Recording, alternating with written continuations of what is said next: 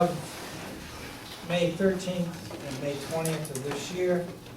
If there's any questions, if you've read them, motion for acceptance.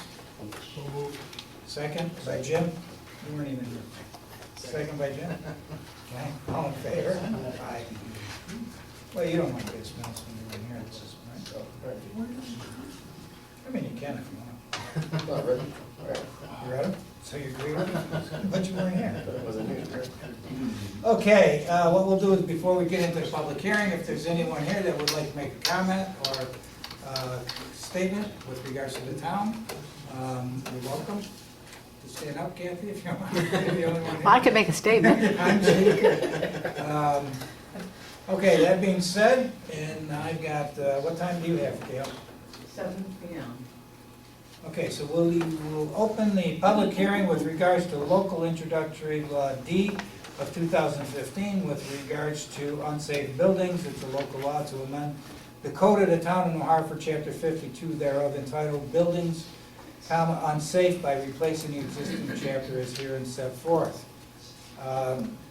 Our town attorney, Herb, if you would just summarize this. Yeah, we've had a great deal of difficulty with unsafe buildings and enforcing our code with regard to obtaining repairs. As everyone knows, we had a situation where one house had burned down. We were in the process of proceeding against. There are a number of houses that we have tried to obtain enforcement of our ordinance. We run into roadblocks. We don't know who owns the house. It's in foreclosure or whatever. This gives us greater teeth in our ordinance. It provides a notice provision whereby the town board or a designated officer on notice can conduct a hearing as to whether or not the building shall be deemed unsafe. The town board would then be able to direct compliance. If compliance did not occur, then the town board could actually go forward and have a demolition or repairs done and charge it back on property taxes. So, is the public hearing open? That being said, thank you, Herb. That being said, if there's any comments to be made with regards to this law, pro or con, you've got 3 minutes to get up and make your case. Just give us your name for the record.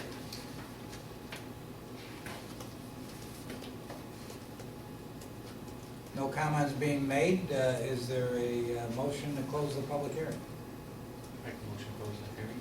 Motion by Jim, second. Second. Second by Paul, all in favor?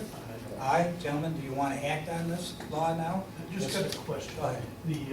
For instance, the parcel on Beechwood that we're in litigation, this has no effect on that. I mean, If we don't know who the owner is, we'd Well, have we to... do know who the owner is on Beechwood. Oh, Beechwood, yes. It doesn't now. It does not affect that. No, but if there are continuing violations, which there Going are, forward? it would. Okay. Any other questions on this law before we move forward? If not, a motion to approve this law? Make the motion to approve this law. Second? Second. Discussion? No discussion? All in favor? Aye. Aye, unanimous. The law is passed. Herb, you Yes, we'll be Gail, there take at care of 5 whatever you minutes. gotta do. Okay, so we go down to reports of town officials, standing committee chair people. We start with zoning and planning, Councilman Messa. Yeah, we have 2 expired positions on the zoning board of appeals. They expired yesterday. There's a meeting Monday. Right. So, we didn't post on the website. I don't know. Well, technically, they carry over Right. until it's filled. I'll be honest with you, Dory may have told me way back at the beginning of the year, it slipped my mind because it's June. The town policy has always been to put it on the website. I know Dory doesn't seem to think that there's going to be a problem because this has happened in the past. I think Dave, you probably remember, well, I don't know if we're on the board yet. But if we go 1 month past. It's not a problem. No, they continue on. Public officers law, they continue until the vacancy is filled. So board, if you want to, I will have Carol post it tomorrow, or you could appoint the 2 people that are there now. So it's up to you folks. posted. Okay, so we'll delay action on that until the next meeting of July, whatever that is, July 8th. All right. Moving forward, Parks and Recreations, Dave Reynolds. Yes, in your packet, you've got the list of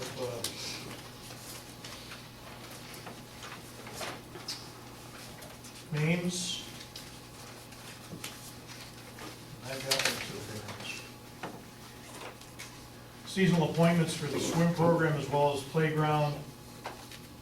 These are all the Hartford residents, most of which I believe are, if not all of them, are repeats. Make a motion to accept the seasonal appointments for swim and playground. Second? Second. Second by Paul, all in favor? Aye. Aye, unanimous? You have something else there? No. Surplus equipment, is that yours or no? Oh, I'm sorry, it is. He did, I don't think that's in your packet, though. I didn't see it. It's at the bottom of Mike's email dated June 3rd, under summer seasonal appointments. All right, we need to declare the 2002 Chevy pickup. The VIN number is listed. Make a motion that we declare that as surplus. Second? Second. Second by Paul, all in favor? Aye, unanimous? Got that. Public Safety Courts Committee. Well, we'll deal with this with all the rest of my stuff later, so we'll skip down to Councilman Woodland. Who's on that with him? Get me. The Onondagas wants the permit to do the fireworks again for 4th of July. So that's a motion to, Make a motion. go ahead, There's Gail. something, only because they filed it this week, and we have to get the review and approval of the codes department, the police department, and fire department. We have only so far received approval from the fire department. So you might want to pass the resolution. Conditioned upon approval by the codes and the police Hey department. Gail, I sent an email yesterday to your office stating I had no issues with that. Joe, did you get it? I responded as well, Gail. Can you resend it or something, because I didn't get it. Yeah, yep. Okay, let's have a resolution that will pass it, providing that the okays from the police and the codes department get to Gail and everything's fine. Make a motion. Motion by Paul, second by Jim, all in favor? Aye. Aye, unanimous, okay. Okay, anything else before we get to the town attorney and my stuff? I just wanted to mention, Go ahead. Rick's got the county help for the kids. this Oh, summer. yeah. Yep, so they got 50 hours apiece for the summer and can help out Rick. That's it. Oh, good. I've got one thing too. Go ahead, Dave. I just want to mention the annual commendations from the police department. The police officers receiving the awards have exhibited exemplary investigative skills and performed effective, efficient, and valuable service for the Hartford Police Department and community. And there were 15 commendations awarded to 11 officers. The commendations were in regard to burglaries, robberies, assaults, sex offenses, child pornography and narcotics. Sergeant Philo was retired, received a commendation. Sergeant Spontaine, Kowalski, Colburn, and Sika. Investigator Patrika, officers Yaxel, Spinella, Holzer, Allen, and Livingston. These guys do an outstanding job, and certainly the commendations are well-deserved. I'd also like to mention, you've probably seen it in the paper, the police department is always busy, but we had a couple of felony stops, or a felony stop in front of the Onondagas. A bad guy or alleged bad guy armed, and then drugs were confiscated at the post office. And the nuisance abatement law that the town and village has passed was exercised this past week on Pearl Street, and the trouble spot was cleaned up as a result. So, Glenn, congratulations and thank you. Thank you.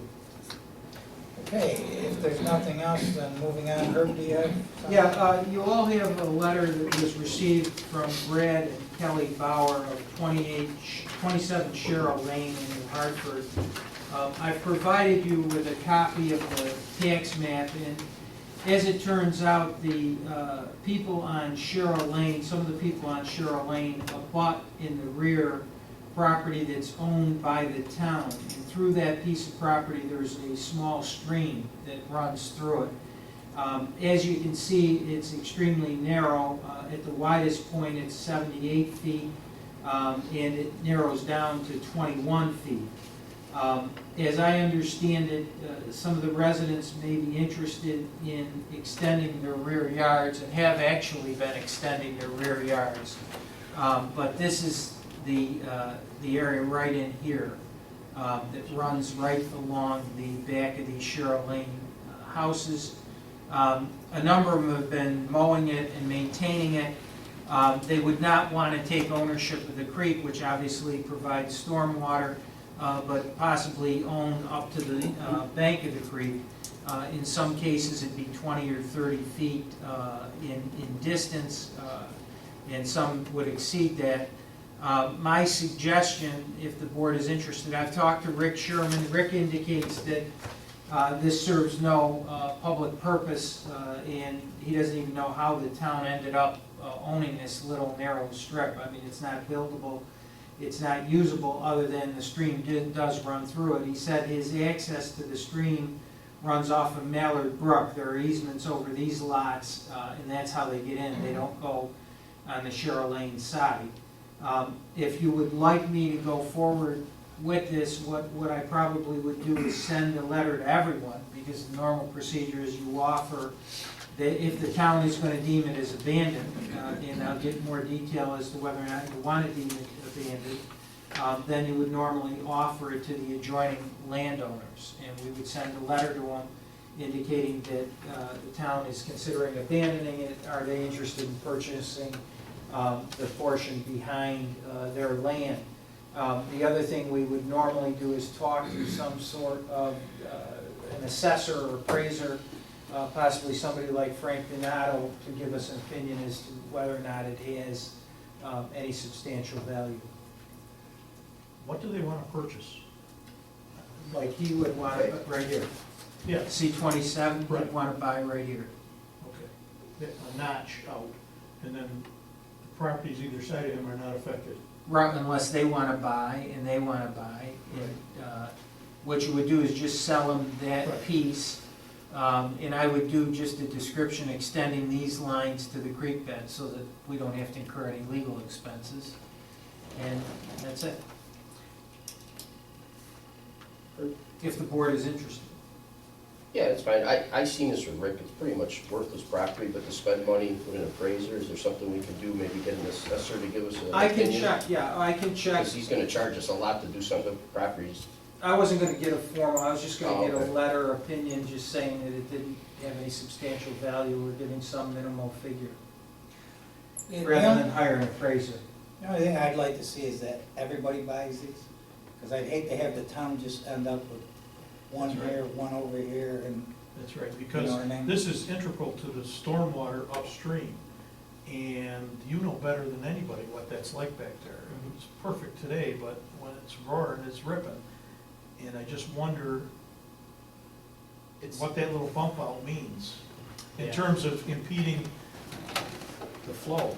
These guys are my neighbor. They've reported to me in the past about that. I mean, basically, he has the majority to gain from this. How far, and I know Rick has looked at it. Yep. How far from his existing property line would he be to the edge of the creek? He says 25 to 30 feet. in Yeah, his it's a letter. pretty decent, Distance? like I said. And he yeah. wants to buy that whole 25 or no? Yeah. And it just, as you know, it kind of like runs like a funnel. Okay. He's got the largest, and it starts with him. I'm obviously adjacent to him, and it just narrows down from there, as you see here, down to 21. But, yeah, it has never crested. What we've done, I think in 2008 and 2009, has definitely improved that. And Rick went in last year and cleaned out after that initial thing, but it does roar. but it has never crossed or even come close to it. Well, and he doesn't go in on that side, he goes in on the Right. Mallard Brook. No, I know, but it flattens out pretty good there. There's still a depth of probably 4 or 5 feet. Okay. So you guys want me to go forward and send the letter? Yeah, as long as there's no big cost to the town. Okay, I'm not charging. The next thing is, and Joe, maybe you can, lot 42 of Thomas Acres, what has happened is, on our new zoning map, this lot is categorized as institutional. For some reason, it got included with Prestwick Glen. And as you know, Thomas Acres is an approved, New Hartford Planning Board approved residential subdivision. So what I would like to do is initiate a zone map amendment request to correct the map and provide that this lot would be classified as, what is it, MDR? It should be MDR. MDR, medium density residential, that's what all of Thomas Acres is except this one lot? Correct. This lot was broken off or altered at some point in time after the development. Any reason that you could think of why this was included with the Prestwick thing? Like I said, there was a reconfiguration of these lots where they eliminated the cul-de-sac that was originally planned and then decided to give the town of New Hartford some access to that land that blossoms out on Middle Settlement Road and retain a lot for themselves. And none of that was on the digital maps when they did the rezoning of that area. So they just went, where there was an I zone, they made it where there was a PDI zone, they made it an I zone. And where the M zone, medium density residential zone was, they made that a medium density residential. Because that reconfiguration didn't show up on the digital map.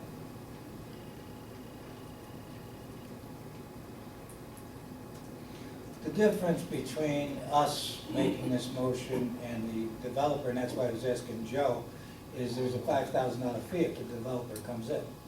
Now, the question is that, of course, they're taking the position that this was an error on the part of the town of New Hartford, and that's why I asked Joe if he knew it. Because we have no, doesn't do anything for us to rezone this at this point, except to give them the benefit of having this rezoned to let it go. On the other hand, for them to come to us, it would cost them $5,000 to do it. They're alleging we made a mistake. Yes. And I think the basis is this is a lot in a subdivision, Thomas Acres, that was approved for residential homes.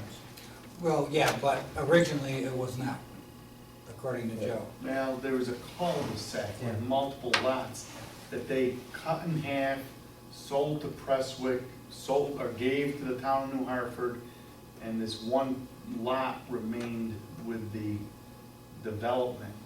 But it was impossible to pick that one lot up because it was done so recent. It wasn't on the county digital map. Was it an error or no? Definitely an error, I'd say. On our part? Yes. Okay. Board, you want to move forward? We're going to have a public hearing next month. You've Possibly. got to do seeker, even though it's a small thing. Sure.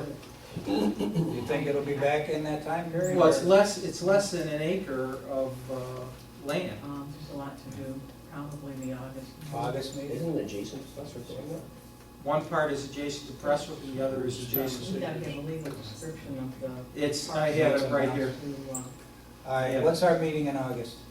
13, 12, anybody got a calendar? Yeah. 11, 13? 12th. 12, okay. Okay, motion to have a public hearing with regards to rezoning of this specific lot. Lot 42 of a map entitled Re-Subdivision Portion of Thomas Acres. And it would go from the current zoning to, MDR. I to MDR. I to MDR. and that would, public hearing would be scheduled for August 12th. Motion, So moved. second by Paul. Was All, that Jim and Paul? Dave made the motion, Paul seconded it. All in favor? Aye. Aye, unanimous? Notify people within a 500-foot radius of that, Okay, who to come in. so we'll give time. That's all I All have. right. Okay, moving on. Dan, financial, anything? I just have a budget adjustment to present. Go ahead. Within the highway department, Rick was able to secure a grant from Oneida County, Action to Realign Government Operations, and that was to do the new fuel pump over at the highway building. That was $22,721. So we need to increase grant income, it wasn't budgeted for, and the purchase of new equipment for $22,721. Have we got the grant yet? Have we got the money? We don't actually have it in hand, but we have a letter that says it's on its way. That's the county grant?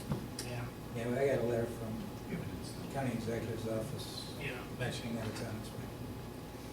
So, motion to accept that budget adjustment? Motion by Paul, second by Dave, all in favor? Aye, unanimous? Okay, I got just one question. Go ahead, Dave. Dan, on the capital projects fund, the Sequoia Creek sewer line, Yeah, is that, have we paid for the repairs that we incurred this past winter, the broken line? off Oneida Street? Yeah, No. so that's not, go ahead. We haven't even gotten the bill. Okay, oh yeah, that's not, I don't think we've spent anything out of that fund in a while, actually. okay, all right. That was my question. Is that this and it's not? Okay. Okay, audit of the vouchers. Gentlemen, have you had time to look at them? It's, okay, you got a question, Dave? Yeah, it looks like it's only $175 only. Time Warner with the same voucher number and the same amount, and I know this is for Cheryl Brook. Mike's not here, but it looks like we're gonna pay it twice. Same purchase order, two different vouchers. I don't know exactly, I know Janice, catches a lot of that stuff, and it pops up on the computer. Okay, Dan, would you check that out to make sure we're not paying two? Do you want this? Yeah. With that one, can we make a motion to pass them? As long as Dan approves and corrects whether it's one or two. Make a motion. Motion by Jim, second. Second by Paul, all in favor? Aye, unanimous. Would you let all of us know how that comes out, Dan? I think why she has two of them here is because she has the two different accounts highlighted. Part of the 175 is there you coming out go. of one account, the other part is coming out of a different account. Okay, Okay, but the total is the same on both of them. yeah, they will be, but they break it up on top. Where's the total the same on the actual? At the bottom. Right, bottom. right. It but will it's- be. But it's broken out in two different parts, that's why she has the same purchase order here. Okay, if you're Yeah, okay with it. Yeah, I know how she does, I'll check with her, I'm pretty sure that's what it is. Okay, I got a couple of things. One is, we've got an insurance renewal, which is due at the end of the month. Haler, Fryer, and Kuhn came in with their renewal proposal. It's a 3% increase over last year. Last year was 184.32, this year it would be 191.002. All the coverage stays the same, nothing is increased, decreased, or whatever. That being said, questions? If not, a motion to accept the proposal? I've got to tell you, they've been a pleasure to work with in terms of being responsive. Some of the claims that we get that we think are quote-unquote frivolous, they've worked with us so that those do not go as against our history. They've been in regular contact with me. If I ever have a question, I get a call back in an hour, and it was very good to do. Yeah, when I was doing the assets too and stuff, very helpful. Yeah. Motion. Motion by Paul, second. Second. All in favor? Aye. Aye. One more thing.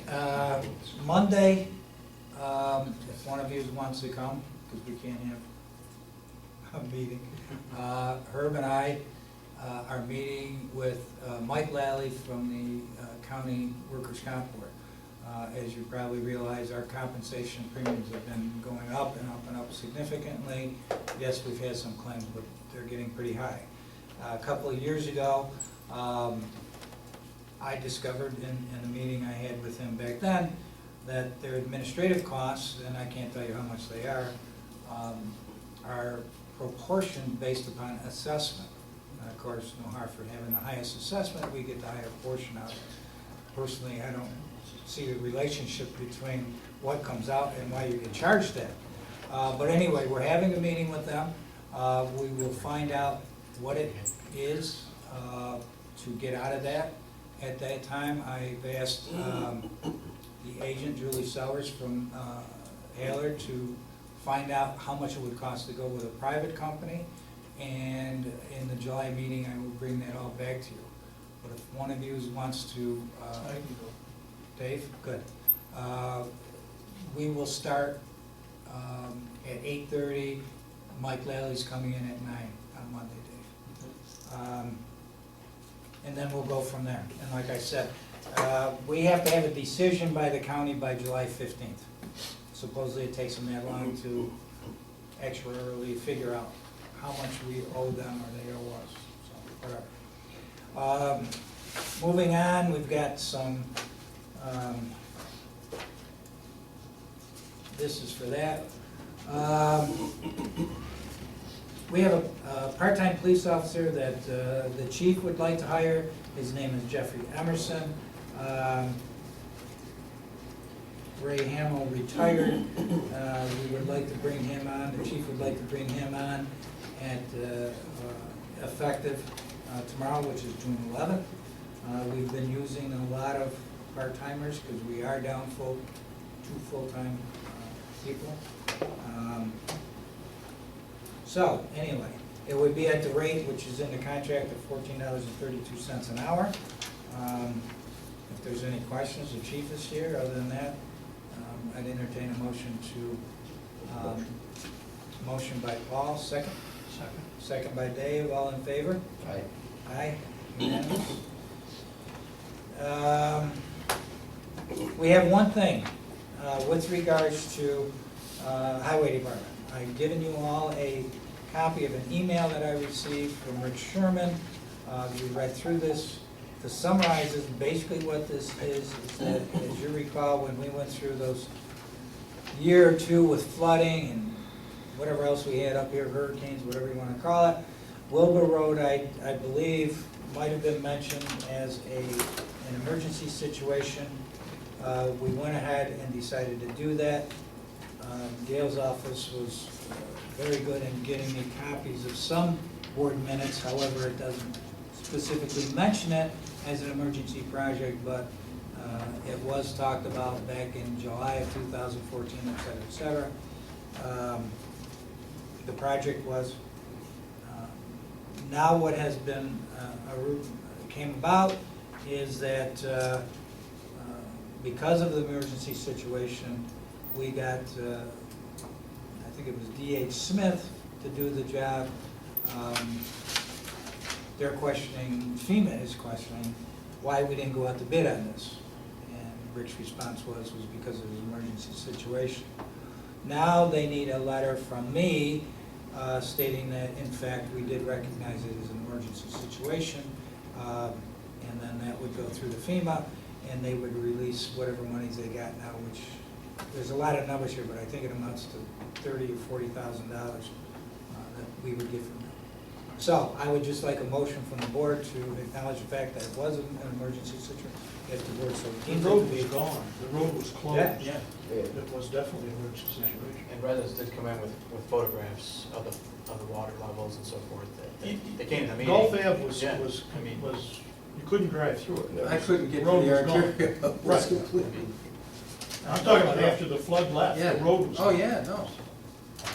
I thought you had a comment. You're shaking your head. Oh, no, I'm just, I know, you want me to get going like her, but let's hurry up and get out of here. I make a motion. Motion to accept this as being an emergency, is that the way we put it? Well, motion to authorize, to deem this as having been an emergency repair and to authorize you to send a letter so confirming. Motion by Paul, second by Dave, all in favor? Aye. Aye, unanimous. And gentlemen, we've got the insurance renewal, we got all the people that we're supposed to hire done.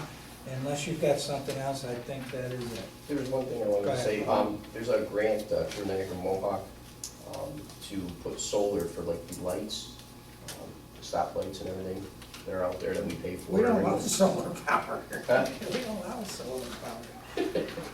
Well, they're solar instruments that are added to the poles. Like on the thruway? Yeah, it's kind of the same deal like Rick did down into the town garage with the lighting, and it's a grant, but we need approval for them to come in and give us an estimate of how much it would be. And then they loan it to us, and then we pay the difference for the bills that we, so it kind of offsets itself. So I don't know, if you guys are interested, I'll look into it further and get paperwork. But- Do you know what it costs us now? Well, no, I didn't go through all that. There, I see a lot of bills there. I don't know off the top of my head the exact numbers, but I will look into it and know what it would be. But they say what it is that whatever you pay for the units takes care of itself through the bills, so it's kind of offsets itself, and then over time you save the money. So, I mean, Dave, you're probably more familiar with this than I am. Not really, but it doesn't hurt to look into it. yeah, no, that's what I'm saying, so they just, Okay. they need an okay to come in and do an estimate of all our poles and look at our All bills. right, so. motion to have National Grid come in and do a study, which doesn't cost us a dime, Right, and to report back as to what our cost savings could be. Motion by Paul, second by Jim. All in favor? I, Aye. Anything else, board? One more thing. Yeah. I don't know Columbo. our sales tax. Did we ever find out why we're so short? Is it the gas? Well, Is there a specific reason, or it's a Well- period of distance? Sears. Sears? Yeah. No, I'm glad you brought that up, Dave, because I wanted to report on that. I did. As a matter of fact, Jim D'Onofrio, our county legislator, was very helpful. He got in touch with Tony Carbelli, who handles this at the county level. Tony got back to Jim got back to me, and basically, I think one of the things that Tony was saying was, he said that sales tax was down throughout the county. I'm not disagreeing with Tony, but that wasn't what I had heard after the first of the year. I heard it was actually up a little bit for the county. At the county. Right. He also said because our equalization rate went up, that it changed a little bit. I'm still waiting to get numbers because, as I talked with Jimmy, even though our equalization rate went up, I don't believe that it's gone up that much to affect our sales tax. As a matter of fact, our sales tax, I think Danny might have sent it out to you, was down 76,000 this last quarter. So we are looking into it. We were given an explanation. I don't believe that it's a thorough explanation, but we have not given up on it. So, all right, but I'm glad you brought it up. Anything else, gentlemen? Why is my nameplate in front of you? he just passed it.